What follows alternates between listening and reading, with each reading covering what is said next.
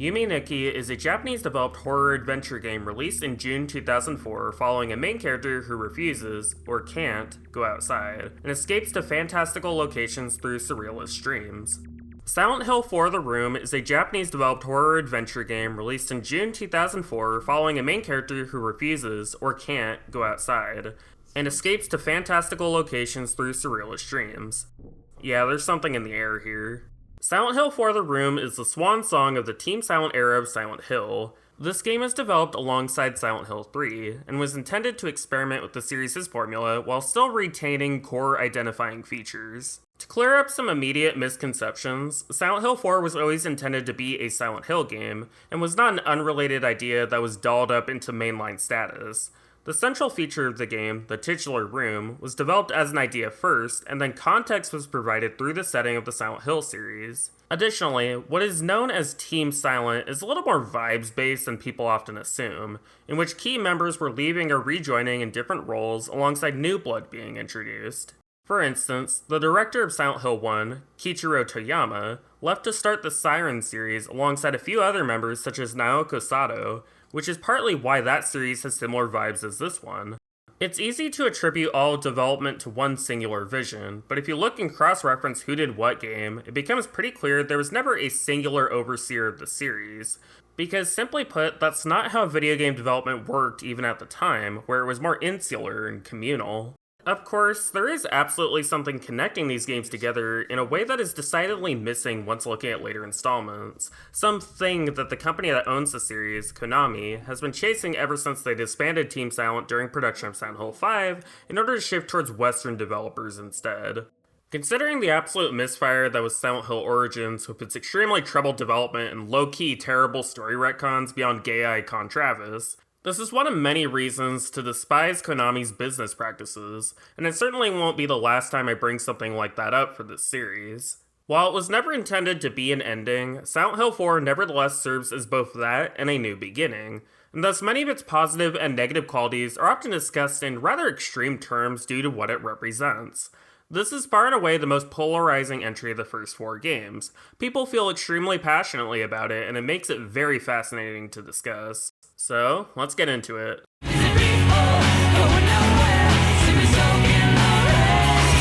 While I will shortly discuss the first moments of the game, let's first go over the basic mechanics and how they differ from the prior 3 entries. The game is split into 2 primary modes, when you are in the room and when you are not. When in the room, the perspective is first person and you are seeing things directly the way that Henry would be seeing things. There are no combat mechanics, and this is the only place where you're able to save your game and, at least initially, the only way to have access to free healing. When leaving the room via a hole in the wall, gameplay shifts to third person similar to the first 3 games. However, movement and combat are quite a bit different. 2D controls are now the default for movement instead of being optional like in 2 and 3, and menuing is now done in real time rather than being put in the pause menu. You can do charge attacks, and your overall inventory space is limited on the field, requiring use of a storage box in the room in order to make space when at full capacity. Whenever you leave a world in order to go back to the room, it is contextualized with Henry waking up in his bed rather than going back the way he came. This loop between going to and from the room contextualizes the entire game, with events and levels having an effect in the real world, and a growing mystery coming from the why and how Henry is able to do these things. I would be remiss to not at least mention the graphics and audio here, since it's top form stuff like usual. This team was firing on all cylinders, making some of the best stuff on the PS2. That said, your usual assortment of creepy crawlies are quite a bit less metaphorical than usual. Like, I don't know, I think undead dogs with sucking tongues aren't going to carry much symbolism unless you read too much into it like every Silent Hill fan. They represent Walter's ability to suck up people's lives by killing them, I don't fucking know. One notable exception to this, of course, is the ghosts, who are completely unkillable and deal continual damage to Henry. The only way to stop one is to use a Sword of Obedience, but even that only pins them down and uses up an extremely valuable resource that might be better spent elsewhere. They're an interesting navigational hazard and are really great from a design perspective. I really like having things so explicitly rooted in Japanese folklore around. When you hear one of these coming, you better start running.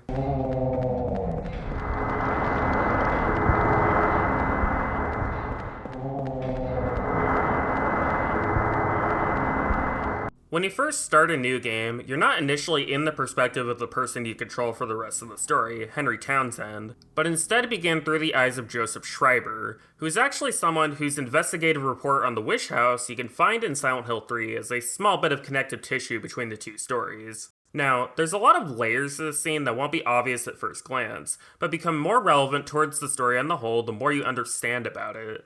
First, there's a little bit of metatextual toying around going on here by having Joseph not be in the room as he was living in it, but in Henry's version of the room, made more interesting by the fact that this is a dream Henry's having shortly after being locked into the room.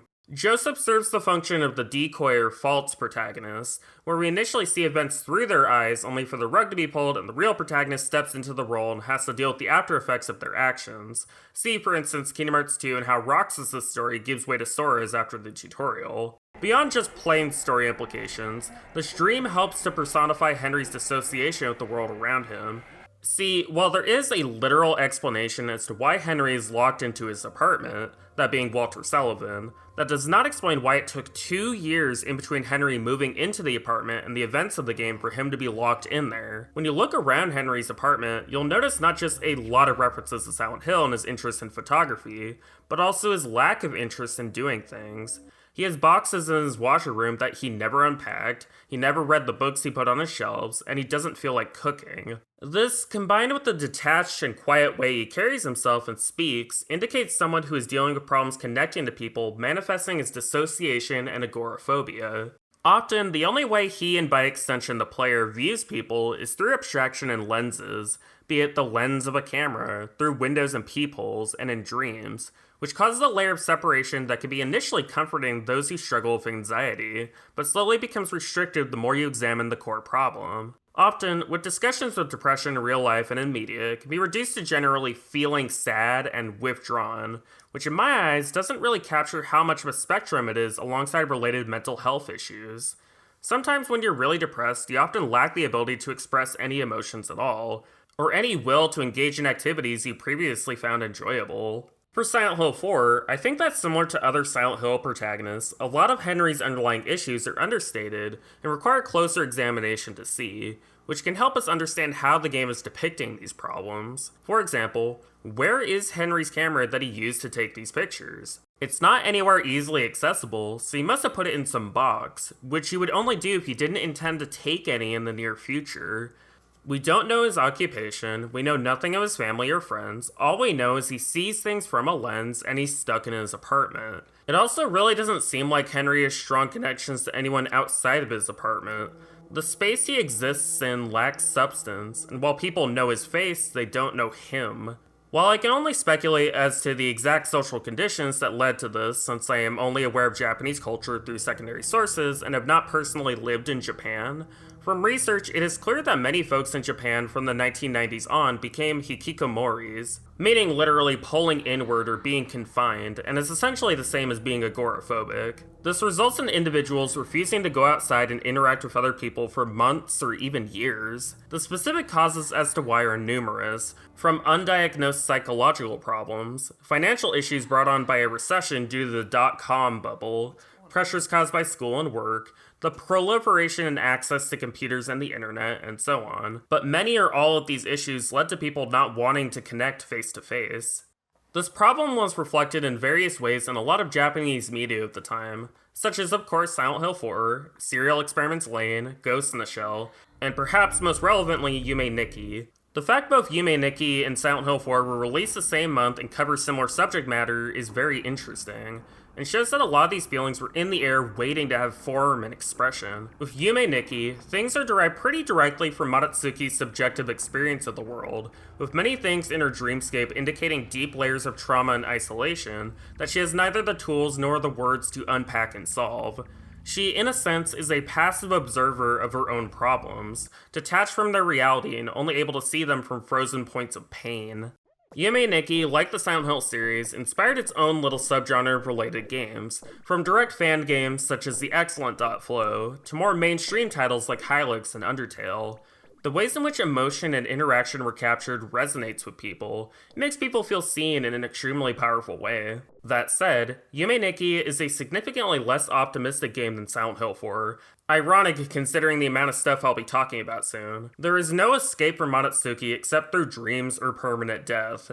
You can never find a way to help her deal with her issues. You can only see her through the window.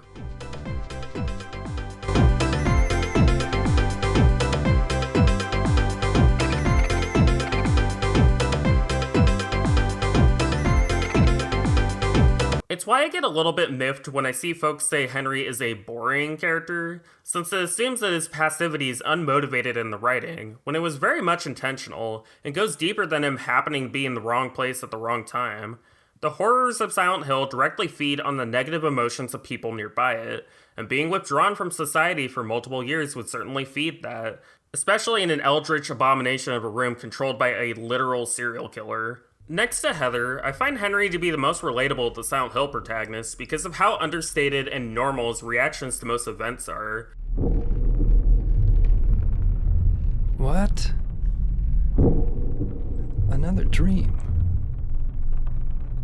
But it seems so real. Or could it be? Was I really inside that woman's dream?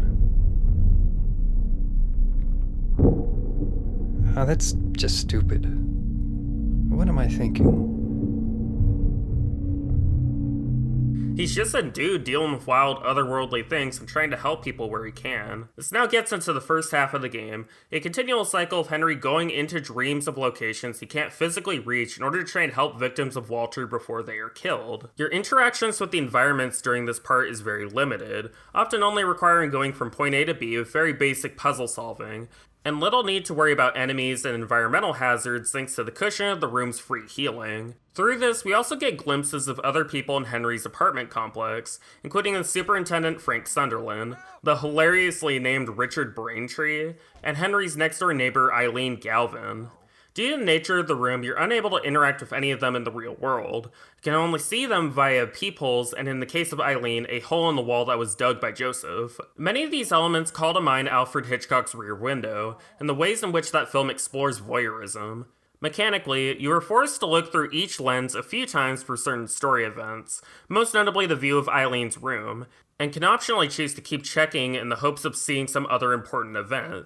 This, by effect, objectifies everyone you are able to see, which in the case of Eileen can take on a pseudo-sexual quality due to the ways in which lenses are often used in media to objectify women for the pleasure of a presumed straight male audience. In the case of Silent Hill 4 and the Team Silent games on the whole, this element is being incorporated in order to examine and deconstruct it.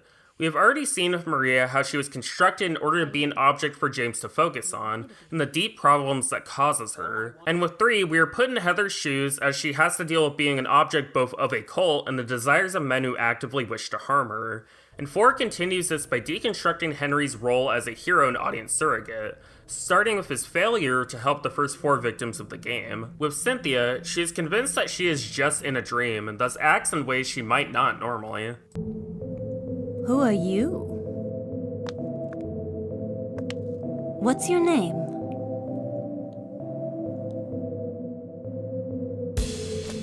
Henry. And you? This is my dream and you don't even know my name. It's Cynthia. Your dream. That's right. This is just a dream. And a really terrible one, too. I hope I wake up soon. So you think this is a dream, huh? Well, if it's not a dream, what is it? Anyway, I want to get out of here, but I can't find the exit. Say, will you help me find it? I'm kind of scared all alone. I'll do a special favor for you later. It's just a dream, so I might as well have some fun.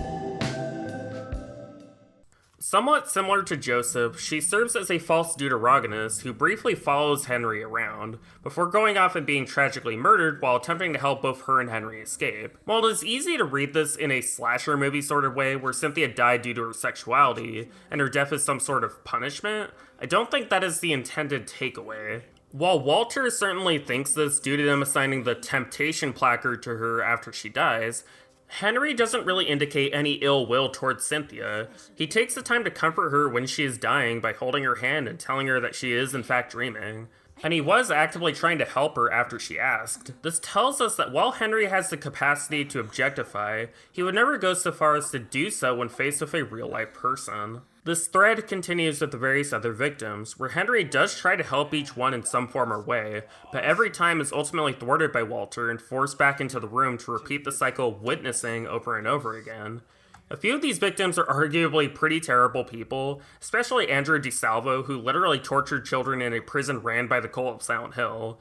But like clockwork, are all carved up with strange numbers that slowly inch to 21. We also get glimpses at some strange kid near many of the murders, implying a sort of link.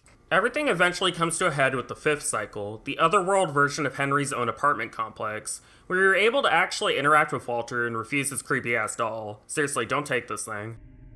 I got this from Miss Galvin. A long, long time ago.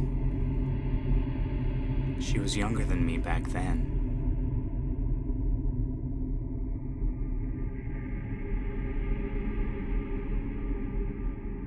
She looked so happy, holding her mother's hand. Here. I'll give it to you.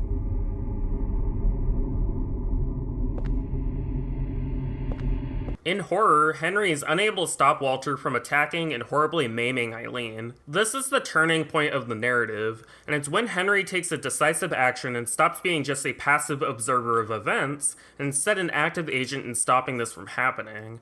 Through a ritual in the storage room, Henry is able to reopen a closed doorway and go to the hospital Eileen was taken to, and it's there they finally have a true face-to-face interaction.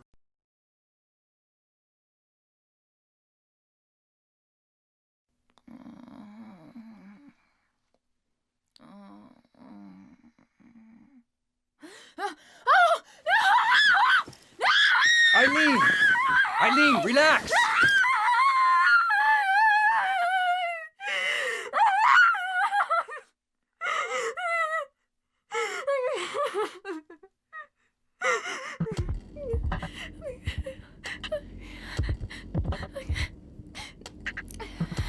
Henry? From next door? What are you doing here?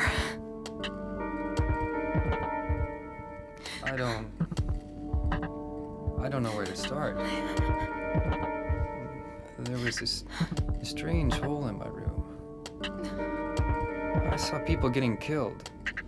All these weird other worlds. And I saw you get attacked too. What are you talking about? I'm supposed to believe that? But it's true. And there was a kid with you.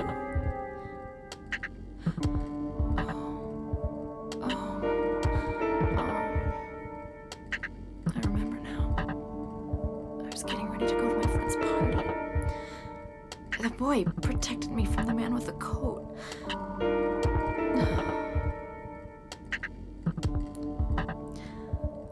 I'm sorry I didn't believe you. I guess there's something wrong with me. I just feel so scared. This place. Where is it anyway? I don't know either. But I do know that if you get killed here, then you die in the real world too. Anyway, the only way out of here is through that hole. Okay. Okay, take me with you. With helping Eileen here, the entire narrative and gameplay focus completely shifts. Eileen now accompanies you through the other worlds, and due to her physical condition, is much slower than Henry and needs to be continually watched. This doesn't mean she is useless, however, as it's possible to give her weapons in order to give her a means of defense. Now suddenly, all these hallways with enemies are potential places of danger towards Eileen, and you have to be intimately aware of this as you both work to get to the heart of Walter's labyrinth and put a stop to him for good. The room as well is now no longer a safe haven, with free health restoration being completely gone and instead replaced with continual hauntings that drain you if you get too near, that must be exercised to eliminate. Through metaphor, I interpret this element as part of the process of getting past agoraphobia and depression. While having a genuine connection with someone else is a great start, it's not an easy road, and in many ways, initially knowing what you've been missing can highlight the ways in which you are suffering under your current conditions. The familiar environment you are in is no longer enough, and you're able to see the ways in which its mundanity was hostile to you the entire time. A common critique of the second half of the game is that it is too repetitive. You are re-exploring environments you've already been in and now need to protect someone else through that. While I do agree it can be a bit tedious due to the length of this section and the lack of ways to shortcut some of the more annoying parts, most notably Subway Maze and Subway World, the door guy boss fight is honestly really terrible and I wish it was gone. Like seriously, why is this here? I hate it. That said, I do have some major counter-arguments as to why I still feel this works. The revisits are not a copy and paste repeat of the first time you visited them. Your goals are different, a lot of the hazards are different, including pursuing Walter and the ghosts of the victims he sacrificed, and there is a lot of important story details that are able to be explored now that the context of Walter's goals have been revealed. I notably like that Eileen is able to translate the writing in the Forest World, which gives a lot of important information for Walter's childhood. There's also a lot of great standout moments in the cutscenes, such as the argument between Walter and his younger self. I'm going to see my mom. Stay out of my way. Who are you, anyway? My name's Walter. Walter Sullivan. It's time to complete the 21 sacraments. But that's my name. And what are the 21 sacraments? Don't worry. You'll know soon enough. Well, let's go and see Mother. Let me go, that hurts.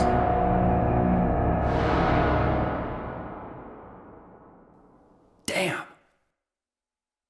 If you were to fully remove these sections, there would be no time to settle into a dynamic with Eileen and get used to her being around, which would weaken a lot of what the game is going for.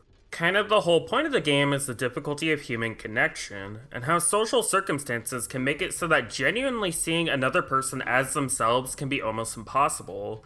With Henry, this was being explored through his loneliness and objectification of other people, and that in turn relates to Walter and how he views the world. While not at all attempting to justify his actions, the game reveals how Walter was indoctrinated into a cult that actively dehumanizes its individual members to hate the world, going from the sweet, normal kid into a pure agent of malice and destruction. However, he still does genuinely want to connect with and see other people. The entire reason he is attempting to do the 21 sacraments to revive the cult's god was because he was manipulated into believing that would allow him to see his mother again. This is why he wants Eileen to be reborn as a holy mother, and also why he wants Henry as this receiver of knowledge. I don't think it's coincidental that Henry of all people is involved with all this. I feel like a lot of this happened because of how Walter related to those feelings of isolation and twisted that into these really dark manifestations. Why else would he continually have Henry see aspects of his own memories while he commits murders? He wants somebody to see what he went through, but is incapable of progressing beyond showing his wounds. He's behind a window, and he doesn't understand that he can break in and escape. So while I accept this section could have been smoothed out, development extended longer, I don't really see much of a point in criticizing it so heavily when it still absolutely works on a narrative, character, and thematic level. That's a lot more important to me critically than in-the-moment friction and frustration. Regardless of how you view the rest of this section, the final revisit to the apartments is some top-tier stuff. The aesthetics are really wild, and it's where a lot of the game's best cutscenes happen, including an incredibly weird encounter of Joseph in some memory version of his room. If not, wherever he will catch you. Find him.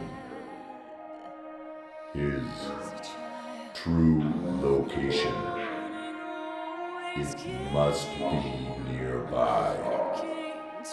You must kill him. You must kill him. Kill. Kill. Kill. Kill. Hurry. She's being taken over. She's number 20. The mother wasn't born. The Crimson Tome. Obey the Crimson Tome. Kill him. Must kill him. Kill. Kill. Kill.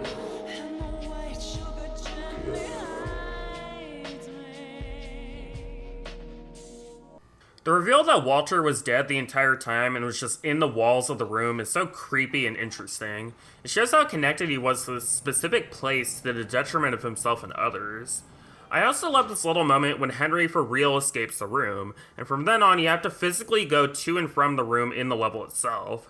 I think it's really cool how the mechanics of the place keep being played with, and having the escape from the room not be the end of the narrative, but the lead up to it, makes sense considering how much more Henry has learned to focus on and care about. Eileen, for her part, is such a kind and likable character. Like, even being attacked by Walter and understanding he needs to be stopped, she still has some empathy for the boy he once was, and how the poisonous ideology of the cult has ruined him. Henry? Are you okay? It's Walter. He's crying. Even finishing the 21 Sacraments? It won't help that boy.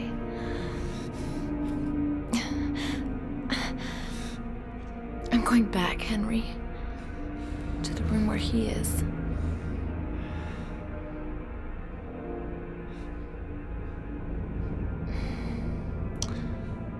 We're the only ones. The only ones that can stop him.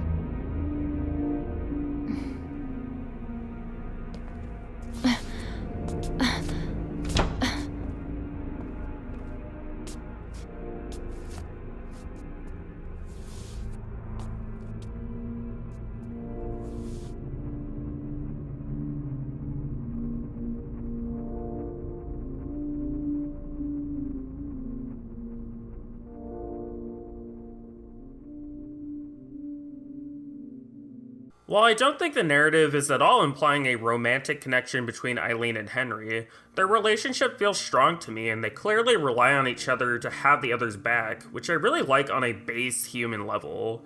They're two normal people dealing with wild Silent Hill stuff, and it leads into what is easily the best final boss fight of the series. To set the stage, there are two determining factors on what ending you receive: whether or not Eileen dies by walking to her death during the fight, and whether or not you exorcise the majority of hauntings from the room. The speed in which Eileen walks increases based on the amount of damage she takes when out and about, and if she takes too much, it can make her death impossible to avoid.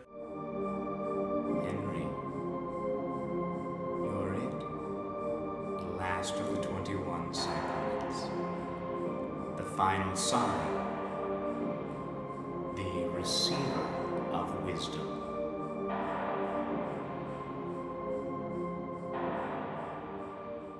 The ambiguity of whether or not you helped Eileen enough through the game being contextualized in this moment is incredible, and it puts you directly in Henry's shoes as he races to finally kill this asshole. I was on the edge of my seat the first time I did this. It's one of those rare times where gameplay and story comes together to make something truly transcendent, and is an excellent capstone to a good game.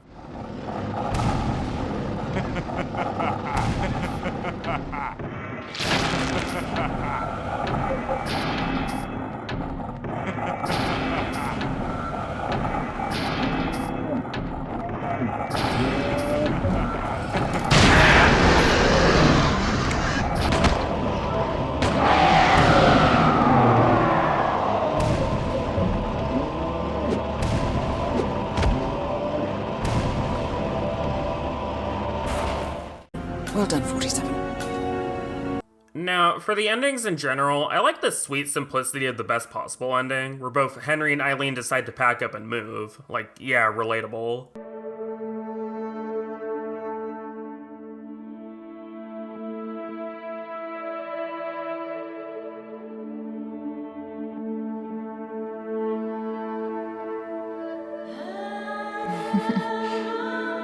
Thanks.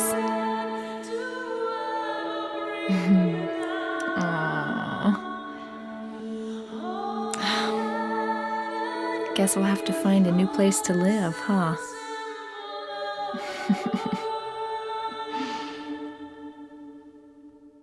The various sort of bad endings aren't really much to write home about beyond their base implications, with not taking care of your apartment leaving it cursed, so do the dishes, kiddo, and allowing Eileen to die, leaving Henry in a depressed state and not moving on. Both of these indicate that a lack of care is what will proliferate forms of the curse in the future, if not through Walter specifically, then through other means. The 21 Sacraments ending is a bit more interesting. It's the only one in which Walter unambiguously achieves his goals, and it implies a potential end of the world scenario where Walter's influence will allow death and suffering to spread to people he does not directly interact with. It's pretty sad. Despite getting what he presumably wanted, all he got was the ability to exist in a crappy apartment.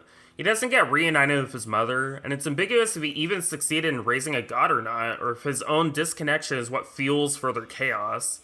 Much to think about. I ended up really vibing with this game. While definitely not without its share of problems, Silent Hill 4 is another solid entry and serves as a decent capstone of an era of bygone game development. The game handles some pretty complex themes pretty decently, and I do think it's an entry that is more deserving of the time of day than it often receives, particularly in light of the COVID-19 pandemic and how much that severed many people from their connections to others out of fear of infection. This game shows that despite how hard it may initially be, it's valuable and important to reach out to others and form meaningful relationships with them, to not wallow in your sadness and trauma, but instead turn those feelings into actions to dig yourself out of a singular existence. We all deserve better. Thank you for watching this video. If you ended up enjoying it, consider doing the usual like, comment, and subscribing. Thank you also to my patron for their support. If you would like to help support me financially, subscribing to that is an easy way to do so. Anyway, that's all. See you next time.